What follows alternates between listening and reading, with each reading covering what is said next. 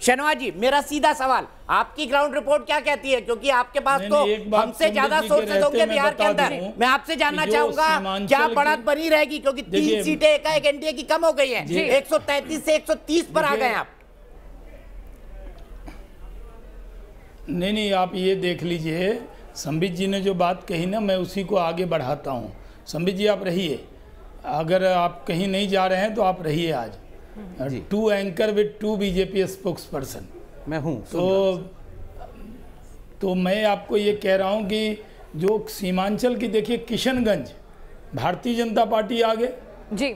आपको मैं एक सीट बताऊंगा जो आप ताजुब करेंगे। दीपक चौरसिया जी जानते हैं, जोकीहाट अररिया ज़िले की वो सीट है जहां 2,90,000 वोट है, 2.25 लाख वहां वोट मुस्लिम वोट है, और वहां से बीजेपी के रंजीत यादव करीब 11,000 वोट से आगे हैं।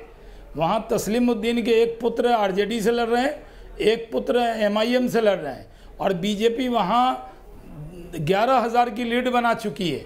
अगर जोकीहाट बीजेपी जीत रही है तो मुझे लगता है कि कोई सीट ऐसी नहीं है, क्योंकि मैं भी वहाँ 3 बार लोकसभा लड़ा हूँ, उस सीट पर लीड लेना ये 70 साल में पहली बार है। उसी तरह किशनगंज टाउन ये हम कभी नहीं जीते, और वहाँ स्वीटी सिंह काफ़ी वोटों से आगे हैं। तो अगर किशनगंज और जोकीहाट अररिया ज़िले की अररिया सीट उस पर जेडीयू आगे है, तो मैं आपको बता रहा हूँ भागलपुर ज़िले की सीट टाउन से लेकर फिर 35 से लेकर हम बिहपुर, इन सब सीटों पर आगे चल रहे हैं। तो मैं आपको बता रहा हूँ कि जो संबित जी ने कहा कि अब ये तिलस्म टूट गया है, जहाँ राहुल गांधी हैं वहाँ हार की गारंटी है। किशनगंज के इलाके में कांग्रेस ने बहुत सीटें ली, और वो सब सीटों पर कांग्रेस बुरी तरीके हार रही है। जी, जहाँ राहुल गांधी हैं वहाँ हार की गारंटी है। पहले ये कहा जाता था कि मुस्लिम बहुल इलाकों में भी शहनवाज भाई, एक जवाब मुकेश जी से ले लेते हैं। आपने बड़ा बयान दिया है अभी, जहां राहुल है वहां हार की गारंटी है। मुकेश नायक जी,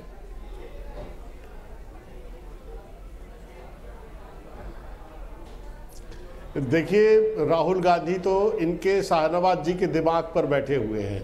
अभी इन्हें आप जानकारी दे दीजिए कि 74 सीटें ऐसी हैं पूरे चुनाव में जो 500 से कम वोट के अंतर पे चल रही हैं, और 21 सीटें ऐसी हैं जो 500 वोट से भी कम के अंतर से चल रही हैं।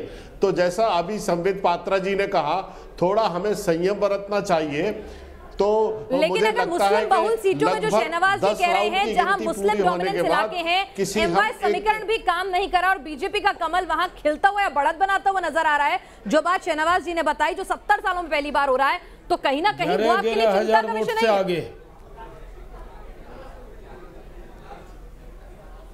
कोर वोट बैंक भी चिटक रहा है मुकेश नायक जी। नहीं, ऐसा होता है, वोटों से आगे है, लेकिन चुनाव परिणाम अभी नहीं आया है, और इन सीटों पर कुछ इलाके ऐसे हैं जहां बिल्कुल एक तरफा वोट जाता है। उन इलाकों की गिनती बाकी है, ग्रामीण क्षेत्रों की, तो चुनाव परिणाम अभी वहां का भी बदल सकता है।